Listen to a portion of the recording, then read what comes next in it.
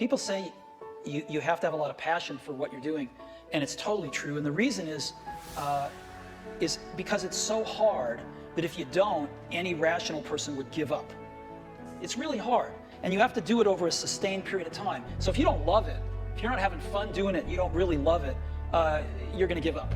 And that's what happens to most people, actually. If you really look at the ones that ended up, being successful in the eyes of society and the ones that didn't, oftentimes it's the ones that are successful love what they did so they can persevere when it got really tough. And the ones that didn't love it quit because they're sane, right? Who would want to put up with this stuff if you don't love it? So it's a lot of hard work and it's a lot of worrying constantly. And if you don't love it, you're going to fail. So you got to love it. You got to have passion. You asked me to look in the camera and talk to these entrepreneurs and say, what's the most important key to success? I think it's hunger. It's not getting satisfied. If you look at a Mark Benioff at Salesforce, if you look at Richard Branson's friend of mine, or you look at anyone you respect who's achieved at the highest level, intelligence is an incredibly important distinction and a valuable thing to have in life. But I always tell people, you can find so many intelligent people that can't fight their way out of a paper bag. What matters is hunger. A hunger that doesn't go away, a hunger to learn, a hunger to grow, a hunger to serve, a hunger to give, a hunger to create breakthroughs. Most people are hungry until they make a certain amount of money and then they get comfortable.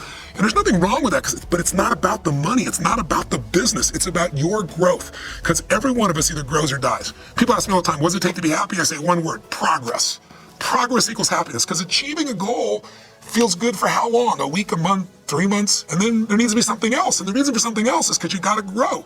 And I think if you can decide that success is life on your terms, but it's also a meaningful life where you found something you care about more than yourself that you want to serve, whether it's your family or a community or a mission or your company, then you're blessed. And success is that experience of not only achievement, but fulfillment. And it can't be achieved unless you're growing and unless you're giving in ways that you're not positioning the giving. It's not what other people say, it's what you know in your soul.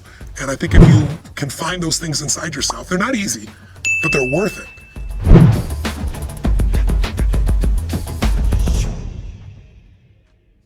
When we see a kid with a lemonade stand, it's different than when we see a vending machine selling lemonade, even if it's exactly the same product, because the story around it is what people are paying for. So when I meet small business people, all I ask them is not what's their balance sheet, but what's their story. Why should I pick you? Why do I care about what you're doing? And if you start giving me all this inside baseball statistics about why you're 2% better than some other competitor, I'm already glazed over.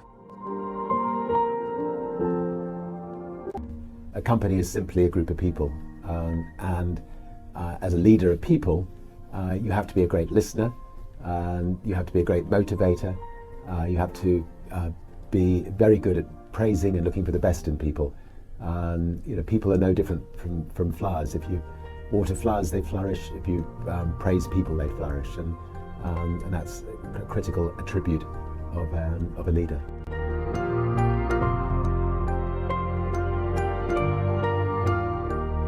So many things go wrong when you're starting a company, and often I think people ask, what mistakes should you avoid making? And my answer to that question is don't even bother trying to avoid mistakes, because you're going to make tons of mistakes, right? And the important thing is actually learning quickly from whatever mistakes you make and not giving up. Right, and I mean, there are things every single year of Facebook's existence that could have killed us or made it so that it just seemed like moving forward and making a lot of progress just seemed intractable, but you just kind of bounce back and you learn, and nothing is impossible. You just have to kind of keep running through the walls. We're born with an essence, but what we do with that essence, the development side, is really our choice.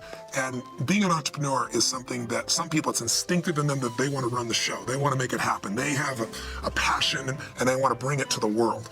And I think that's what starts a business person. The only problem is becoming an effective entrepreneur is different than being an entrepreneur. You have to work harder on the business than you do in the business, which is not a new term, but it's an important way to think. I tell them, I take them through this immersion. I say, there's pillars of your business.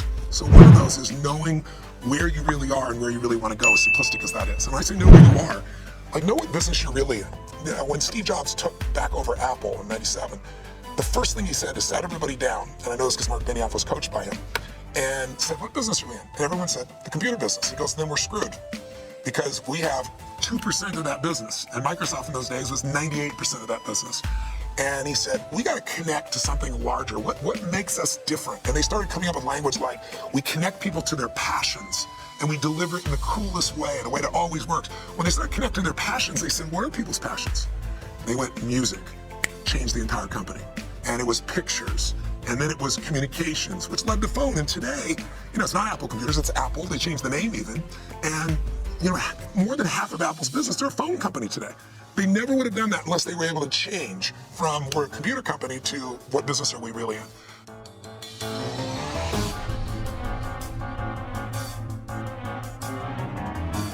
The hardest thing to do is start.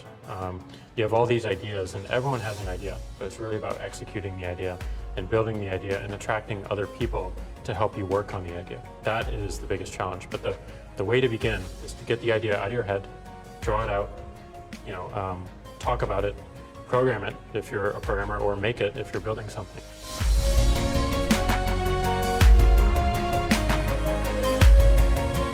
Steve gave a speech once, which is one of my favorites, where he talked about, in a certain sense, we build the products that we want to use ourselves. So he's really pursued that with incredible taste and elegance that has had a huge impact on the industry. And his ability to always come around and figure out where that next bet should be has been phenomenal. Apple literally was failing when Steve went back and reinfused the innovation and risk-taking that have been phenomenal. So the industry's benefited immensely from his work. We've both been lucky to be part of it, but I'd say he's contributed as much as anyone. This little idea explains why some organizations and some leaders are able to inspire where others aren't. Let me define the terms really quickly. Every single person, every single organization on the planet knows what they do 100%. Some know how they do it, what you call it your different value proposition or your proprietary process or your USP. But very, very few people or organizations know why they do what they do. And by why, I don't mean to make a profit. That's a result. It's always a result. By why, I mean what's your purpose? What's your cause? What's your belief? Why does your organization exist?